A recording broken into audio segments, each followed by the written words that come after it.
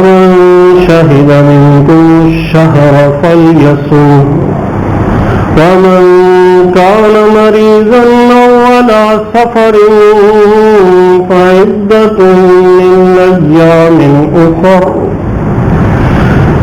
يريد الله بكم اليسر ولا يريد بكم العسر ولتكملوا العدة ولتكبروا الله على ما هداكم وَلَعَلَّكُمْ تَشْكُرُونَ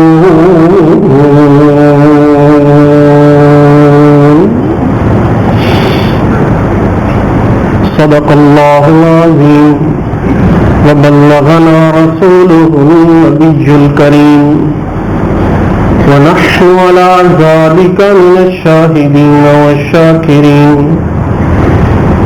والحمد لله رب العالمین۔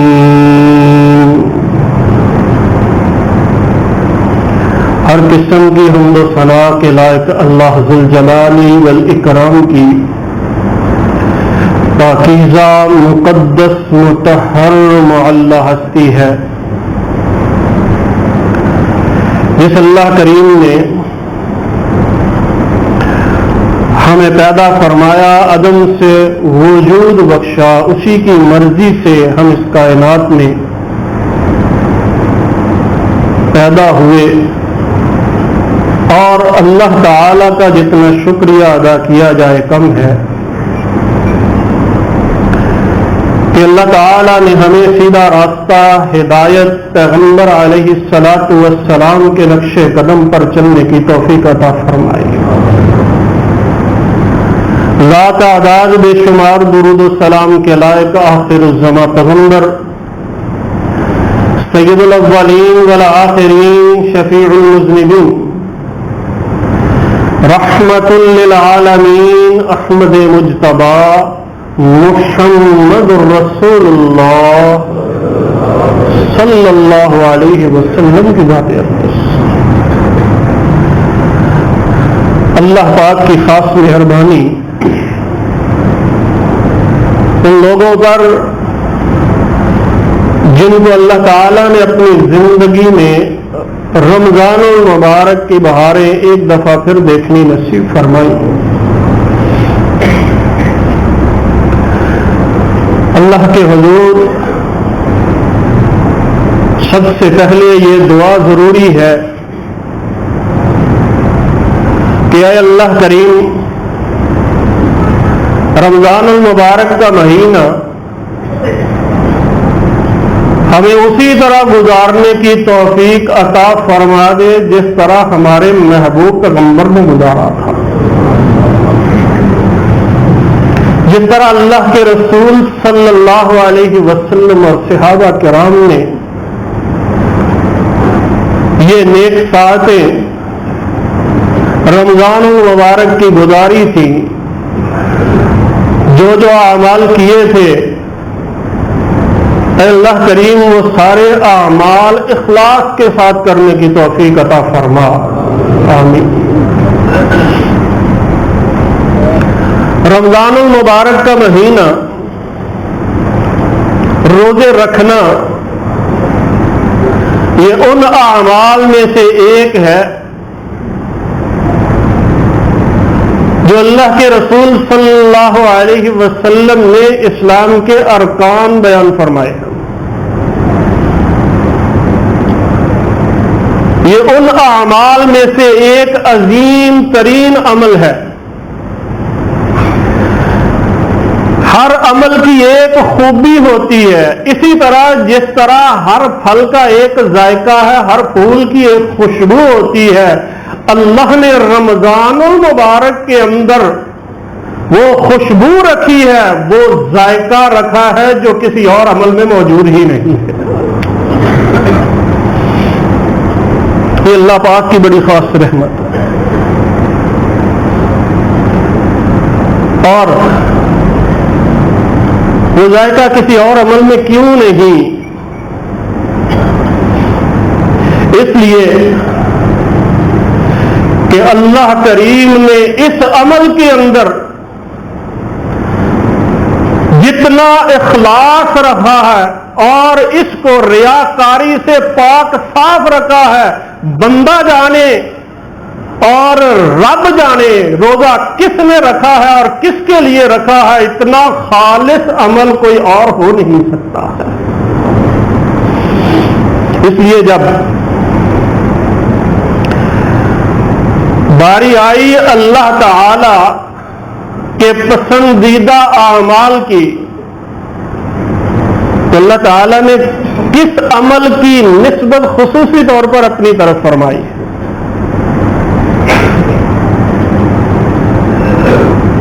اگر رمضان المبارک یا صیام روزے کے فضائل میں سے صرف یہی ایک فرمان ذکر کر دیا جائے تو کافی ہے کہ اللہ کریم ارشاد فرماتے ہیں عمل بہت ہیں، سب اللہ کو پیارے، یہ گلدستہ ہے، ہر عمل کی اپنی خوشبو ہے، لیکن اس عمل کو عزت بخشنے کے لیے عرش والے نے کہا یہ میرا عمل ہے، اس کی جزا میں خود عطا کروں گا۔ اللہ نے جس عمل کو اپنے لیے منتخب کیا ہے تو وہی عمل ہے جس کو روزہ کہا جاتا ہے۔ روزہ اللہ کے ہاں انتہائی بلند مقام کا حامل ہے، کیونکہ اس کے اندر اخلاص ہوتا ہے، ملاوٹ نہیں ہوتی۔ جو بندہ روزہ رکھتا ہے اس کو پتا ہے یا اس کے رب کو پتا ہے کہ یہ اس بندے نے روزہ میرے لیے رکھا ہوا، اس لیے اس روزے کے اخلاص کی وجہ سے اس میں ریاکاری نہیں ہوتی۔ ایک آدمی نبی صلی اللہ علیہ وسلم کی خدمت کے اندر حاضر ہوا اور عرض کرتا ہے اللہ کے رسول دلنی علی امر ینفعنی، مجھے کوئی خاص عمل بتا دیجئے جس کے ساتھ مجھے انتہائی زیادہ نفع ہو۔ پیارے پیغمبر علیہ الصلوۃ والسلام ارشاد فرماتے ہیں علیک بالصوم فإنہ لا مثل لہ، لا مثل لہ۔ تو اپنی زندگی کے اندر روزہ لازم کر لے، یہ سمجھ کر کے اس کی مثل اور نظیر کوئی عمل نہیں ہو سکتا ہے۔ روزہ اپنے اوپر لازم کر لے، نتیجہ یہ نکلا کھری چیز جس کو اللہ کے نزدیک بھی مقام حاصل، ملاوٹ سے پاک اگر کوئی چیز اور عمل ہے تو وہ یہی روزہ ہے، اور ملاوٹ والی چیز کو ہم پسند نہیں کرتے، عرش والا کیسے پسند کرتا ہوگا؟ اس لیے اللہ کو یہ چیز بڑی پسند ہے کہ اس میں ملاوٹ کے چانسز بہت کم ہوتے ہیں، ملاوٹ نہیں ہے۔ اور اگر کوئی اندر جا کر گھر میں بیٹھ کر کھاتا پیتا باہر روزے سے ہے، اللہ کو سب علم ہے، اس کو روزے دار کہا ہی نہیں جا سکتا۔ جو روزے دار ہے اس کے اندر اخلاص موجود ہے، وہ خالص عمل ہے۔ اب سوچنے کی بات یہ ہے، یاد رکھنا جس کے پاس کھوٹے سکے ہوں اس کے ساتھ کچھ نہیں خریدا جا سکتا، اور جس کے پاس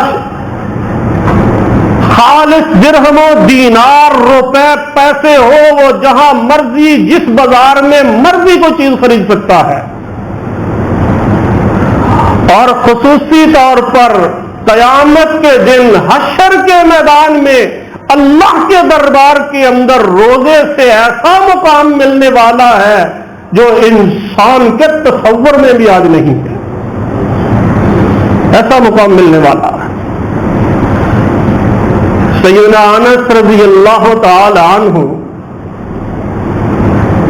ارشاد فرماتے ہیں قیامت کے دن جب حشر کا میدان ہوگا، سب کے پاس اپنے اپنے اعمال ہوں گے، لیکن عرش کے سائے کے اندر ایک دسترخوان بچھا دیا جائے گا، اور اس دسترخوان کے اوپر اللہ کی مہمانی کے تمام لوازمات موجود ہوں گے۔ علامہ ابن رجب سیدنا انس کا یہ قول نقل فرماتے ہیں اور کہتے ہیں مجھے یقین ہے کہ اس کے اندر اتنا اخلاص اور اتنا خالص عمل ہے کہ لوگ پریشان ہوں گے، لوگ پسینے میں ڈوبے ہوئے ہوں گے اور دنیا میں روزے رکھنے والے عرش کے سائے میں اللہ کی مہمانی میں موجود ہوں گے۔ جنت تو بھی بات کی بات ہے۔ جس عمل کو اللہ اپنے لیے پسند کر لے اس قیمت سے آپ کسی وقت بھی جہاں مرضی کھڑے ہو خالص درہم و دینار سے جو مرضی چیز خرید سکتے ہیں۔ کھوٹ والی چیز اللہ کو پسند نہیں ہے، کھوٹ والی چیز ہمیں پسند نہیں ہے تو اللہ کو کیسے پسند ہوگی؟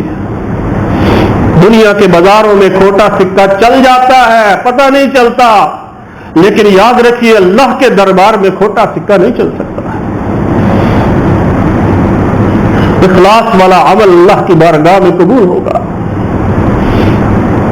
اور یہیں تک بس نہیں ہے، اس وقت پتہ چلے گا کہ اس کی کتنی قدر ہے۔ حدیث شریف میں آتا ہے کہ کچھ لوگ اپنی غلطیوں کی وجہ سے جہنم میں سزا کے لیے ڈالے جائیں گے، لیکن فوراً ہی اللہ کی بارگاہ کے اندر کچھ لوگ حاضر ہو جائیں گے۔ اے اللہ کریم، جن لوگوں کو تو نے جہنم میں ڈالا ہے چاہے کچھ وقت کے لیے ہے، اے اللہ کریم کانوا یصومون معنا، بہت پیارے الفاظ ہیں۔ اے اللہ کریم تیرا پسندیدہ عمل کھوٹ سے خالی روزہ یہ ہمارے ساتھ مل کر رکھتے تھے، ہم افطاریاں اکٹھی کرتے تھے، اللہ نمازیں تہجدیں اکٹھی پڑھتے تھے، اے اللہ کریم ان کو جہنم کے اندر کیوں ڈال دیا؟ اللہ کریم فرمائیں گے جاؤ جا کر پہچانو جو جو روزہ رکھتا تھا، نماز تہجد پڑھتا تھا، سب کو جہنم سے باہر نکال دو۔ اس وقت پتہ چلے گا کہ یہ اتنی خالص چیز ہے جہنم کی آگ میں بھی مکس نہیں ہوتی ہے۔ اللہ کریم وہاں سے بھی ان کو نکال لیں گے۔ یہ وہ اعمال ہے جن کی وجہ سے، جن کے اخلاص اور خالص ہونے کی وجہ سے، جن کے اندر ریاکاری کا شبہ نہیں ہوتا ہے، ریاکاری کا کوئی شبہ نہیں، اس لیے اللہ کے ہاں بھی یہ خالص عمل ہے۔ اس لیے نبی علیہ السلام فرمایا کرتے تھے من لم یبیت الصیام باللیل فلا صیام لہ، رات کو سوتے ہی اپنی نیت خالص کر کے سویا کرو، اللہ میں نے صبح اٹھنا ہے، روزہ رکھنا ہے، صرف تیری رضا کے لیے میں نے جملہ مفطرات کھانے پینے چھوڑ دینے ہیں۔ رات کو نیت کر لیا کرو تاکہ اسی وقت سے اللہ کریم تمہارے نامہ اعمال میں تمہارا ثواب شروع کر دے، اسی وقت سے نیت کر لیا کرو۔ ایک اور بہت اہم چیز جو اس قیمت سے خریدی جا سکتی ہے، عام حالات میں انسان توبہ کرنا چاہتا ہے، توبہ کر نہیں پاتا۔ بڑی اہم بات ہے، رمضان المبارک اس کے ابتدائی ایام ہے، ہمیں اس روزے کو رکھنے کے ساتھ کون کون سے فائدے، کون کون سی چیز ہم حاصل کر سکتے ہیں۔ عام حالات میں انسان توبہ کرتا ہے صرف زبان سے، صحیح توبہ نہیں ہو سکتی، گناہ چھوڑنے کو دل نہیں چاہتا ہے، نئے نوشی کو چھوڑنا عذاب بن جاتا ہے، حرام خوری نہیں چھوڑتا ہے، اور کس کس گناہ کو گنوایا جائے، زبان سے توبہ کرتا ہے لیکن توبہ کر نہیں پاتا، گناہ نہیں چھوڑتا، جب تک گناہ نہیں چھوڑتا توبہ سچی ہو ہی نہیں سکتی ہے۔ لیکن اس وقت انسان روزہ رکھتا ہے، انسان روزہ رکھتا ہے، بس روزہ اخلاص نیت سے رکھ لے، اور اللہ کی طرف رجوع کر لے، اللہ کی رحمت اتنی برس رہی ہوتی ہے، اس روزے کی بدولت اللہ اس سے سارے گناہ چھڑوا دیتا ہے، سارے گناہ چھڑوا دیتا ہے۔ یہ دنیا کا مشکل ترین کام ہے کہ ایک غلط عادت پڑ جائے پھر چھوٹتی نہیں، لیکن رمضان کا روزہ یا نفلی روزہ ہو، صوم روزہ ہو، یہ انسان کو سچی توبہ دلا دیتا ہے، اپنے مالک کو راضی کر دیتا ہے۔ علامہ ابو بکر رحمہ اللہ عباسی دور کے اندر اللہ کے بہت بڑے ولی گزرے، 3 صدی ہجری کے آدمی، اتنے پرہیزگار، اتنے درویش اور روحانی آدمی، اور وہ جس وقت اپنا کھانا کھاتے ہیں ایک ایک لقمے کو شمار کرتے ہیں کہ کون سا حلال کا کون سا حرام کا۔ اس لیے وہ اللہ کے ولی اتنے عظیم گزرے ہیں کہ وہ تجارت خود کیا کرتے تھے تاکہ پتہ چلے حلال کیا ہے حرام کیا ہے۔ ایک دفعہ تجارت کا سامان لے کر جا رہے تھے، راستے میں ڈاکو جسے ہم کہتے ہیں ڈکیتی ہو گئی۔ اتنا عظیم آدمی، درویش آدمی، اس کا مال بھی قبضے میں کر لیا گیا، کھانے پینے والی چیزیں ہیں، ڈاکو اس کو کھاتے ہیں اور یہ وعدے نکالتے ہیں، ہنستے ہیں، اور ایک آدمی جو ان ڈاکوؤں کا بڑا سرغنہ ہے، وہ کچھ نہیں کرتا، کچھ نہیں کھاتا، اور جا کر اس سے پوچھتے ہیں تو ڈاکوؤں کا سرغنہ ہے، یہ سب تیرے کارندے ہیں، یہ کھاتی رہے تو کیوں نہیں کھاتا؟ اور اس نے جو بات کہی، علامہ ابو بکر کہتے ہیں میں دنگ رہ گیا، اور اس نے یہ بات کہی، مجھ سے پوچھنے والے اے ابو بکر یہ کھا رہے ہیں، ان کو کھانے دو، میں اس لیے نہیں کھاتا کہ میں نے روزہ رکھا ہوا ہے۔ روزہ رکھا ہے، ڈاکو اور روزہ، کہتے ہیں تو ڈاکے بھی ڈالتا ہے، روزے بھی رکھتا ہے، حیرانگی کا عالم ہے کہ تو اتنا غلط کام کرے اور روزے بھی رکھے۔ کسی بیماری کی کوئی دوا ہوتی ہے، کسی بیماری کی کوئی دوا ہوتی ہے، بہت سی ایسی بیماریاں ہیں جن کی ایک ہی دعا ہے کہ انسان روزے دار ہو جائے۔ اور اس نے جو پھر جواب دیا وہ سونے کے پانی سے لکھنے کے قابل ہے۔ اس نے کہا مجھ سے پوچھنے والے کہ میں روزہ کیوں رکھتا ہوں، ڈاکے بھی ڈالتا ہوں، کہتا ڈاکے چھوڑنے کو دل نہیں چاہتا، روزہ اس لیے رکھتا ہوں شاید ایسا دن آئے یہ روزہ مجھ سے ڈاکہ بھی چھڑا دے اور ہر کام غلط میں چھوڑ کر اللہ کی طرف راغب ہو جاؤں۔ اس کی بات سن کر حیران ہو گیا۔ اس کو بھی یقین ہے کہ روزہ رکھنے والے کے اندر ایک ایسی روحانیت پیدا ہوتی ہے، ملاوٹ سے انسان کی سوچ اور فکر ختم ہو جاتی ہے، وہاں سے رب ہوتا ہے، اللہ کا نام ہوتا ہے، شیطان وہاں سے نکل جاتا ہے۔ علامہ ابو بکر رحمہ اللہ فرماتے ہیں فرأیتہ بعد حین فی المکۃ یطوف بالبیت،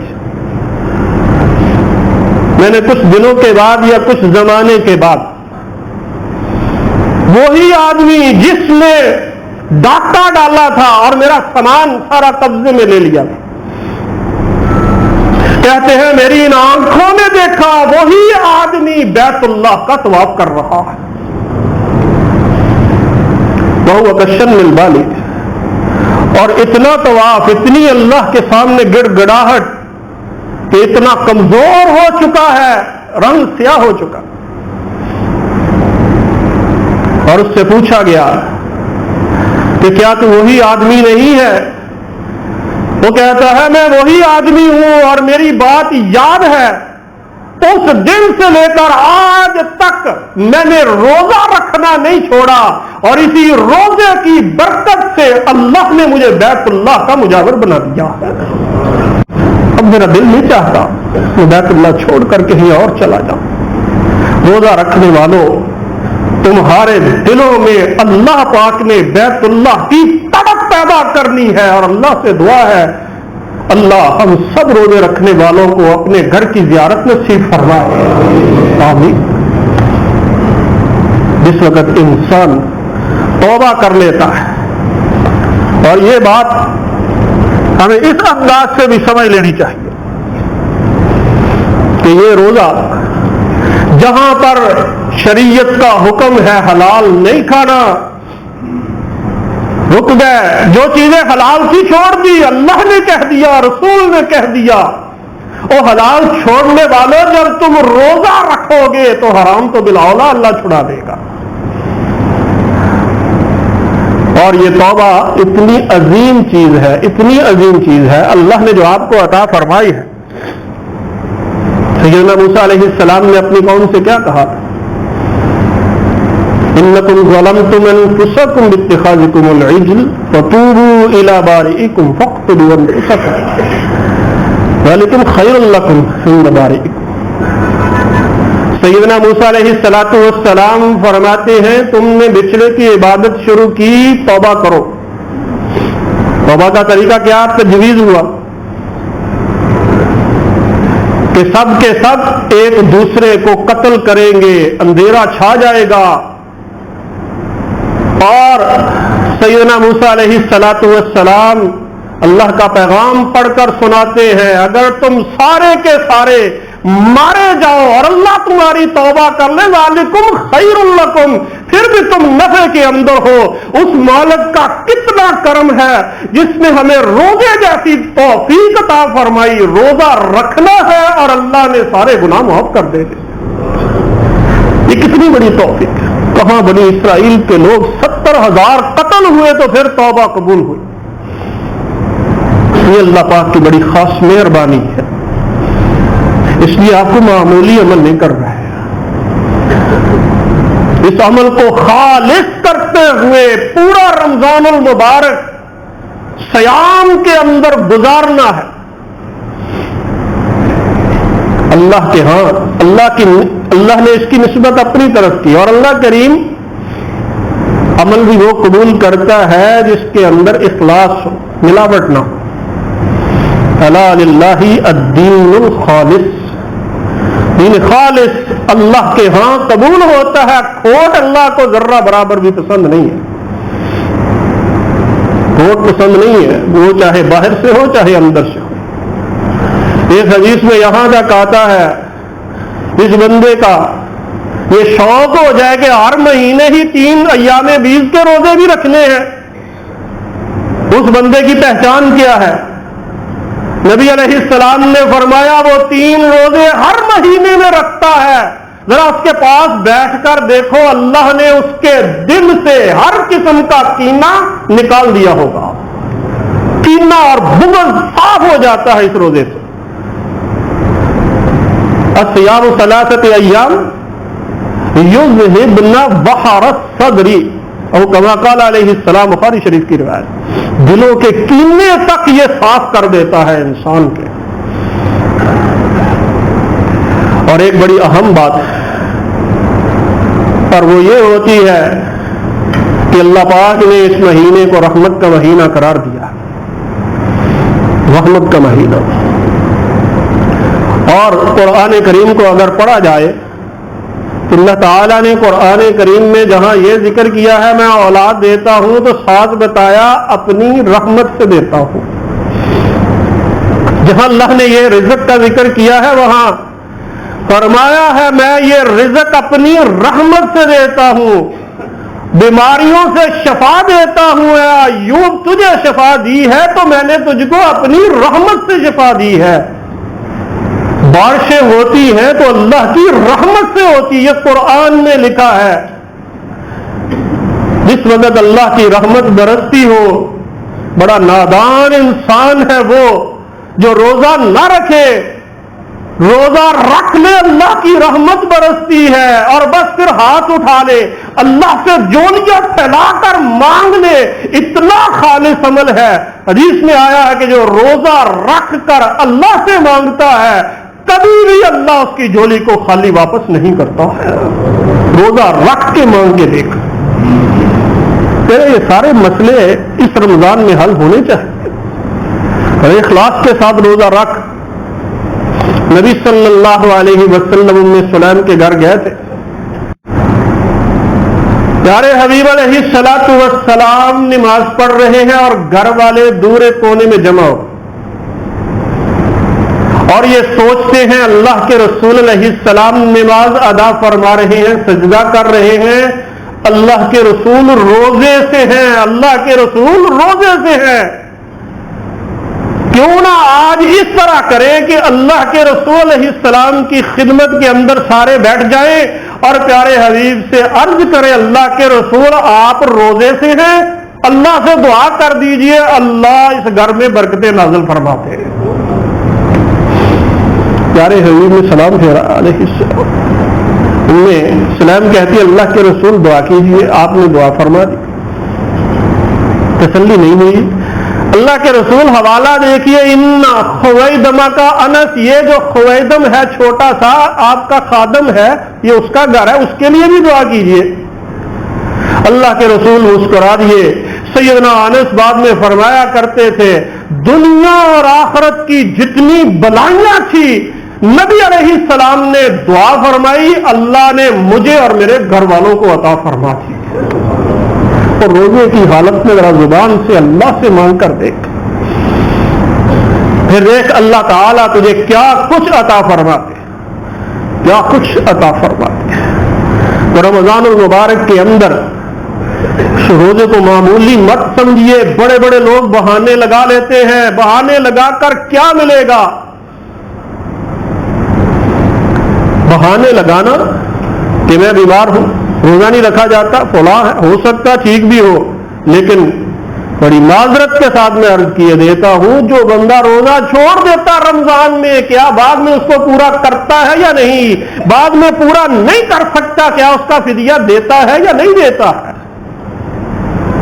صرف رمضان میں روزہ چھوڑنے کے بہانے نہیں، اللہ ناراض ہوتا ہے۔ روزہ بھی کوئی چھوڑنے والی چیز ہے؟ یہ کوئی چھوڑنے والی چیز ہے ہی نہیں۔ تو نبی علیہ الصلوۃ والسلام نے روزے کی حالت میں ایسی دعا فرمائی، سیدنا انس کہتے ہیں بس ہماری تو زندگی اور آخرت سنور گئی۔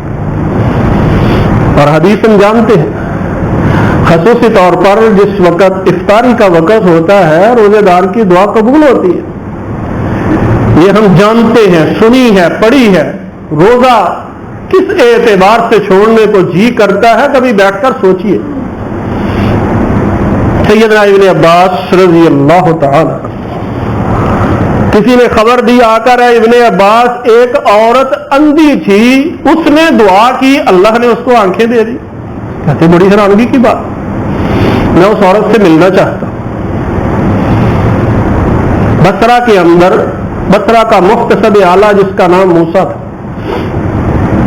پتہ چلا عورت وہاں گئی ہے، سیدنا ابن عباس وہاں پہنچ گیا، باہر آئی عورت، پوچھا کیا یہ بات درست ہے؟ اس نے کہا بالکل درست۔ کیسے ہوا؟ اس نے جو بات بتائی ہے آج ہمیں بھی وہ عمل کر لینا چاہیے۔ کوئی ایسی دعا جو رکی ہوئی ہو۔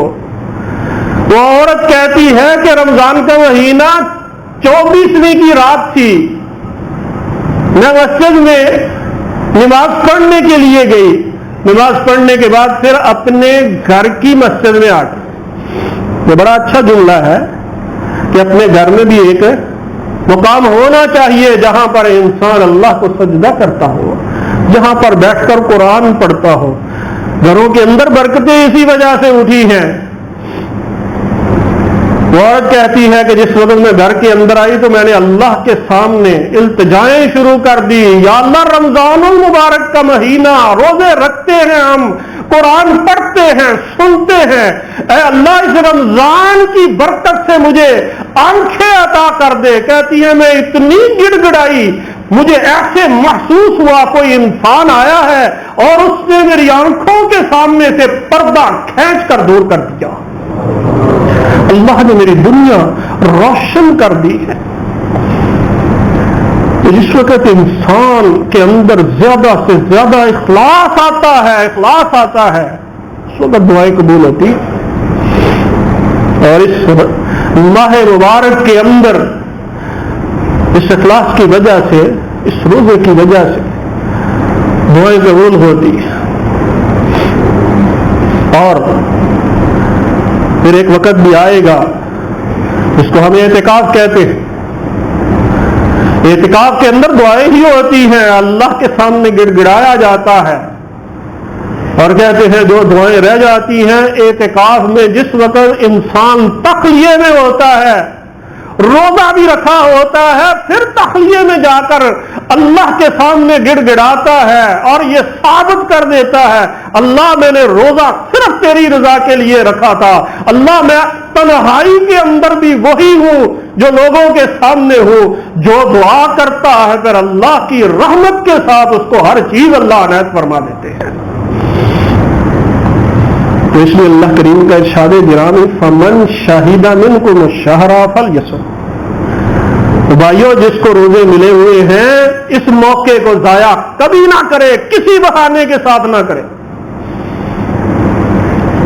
فمن شہید منکم الشہر فلیصم ومن کان مریضا او علی سفر فعدۃ من ایام اخر. چھوڑنا ہے، صحابہ کرام کا تو کوئی چھوڑنے کو دل نہیں چاہتا تھا. کبھی نہیں سنا کہ کسی نے روزے بلا وجہ چھوڑے ہوں. اس لیے میرے بھائی اللہ پاک نے موقع دیا ہے، اس نعمت کا پتہ اس وقت چلے گا. دور نہیں، اپنے عزیز اقربا کی طرف دیکھیں جو پچھلے رمضان میں موجود تھے، اس دفعہ نہیں ہیں، پھر پتہ چلتا ہے نعمت کا. اس لیے میرے بھائیوں پریشانیاں بھی بہت ہیں. دعاؤں کے اندر خود کو یاد رکھیے، اپنے ملک کو، اپنے وطن کو، اپنی قوم کو اپنی دعاؤں میں کبھی نہ بھولیے.